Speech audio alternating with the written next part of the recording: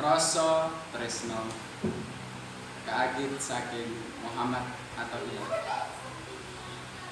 Tresna kang tak pendem ing ati, tanpa ucap, tanpa janji.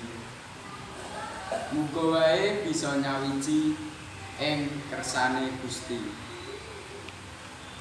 Rina lan wengi donga iki tumuju kanggo kowe bidadari, supaya bisa kaiket kanthi abadi ing ikatan kang suci. Ananging yen ora bisa nyatu, pandongaku tetep tumuju sliramu. Saben wengi ing sujudku tansah bayang rupa ayumu.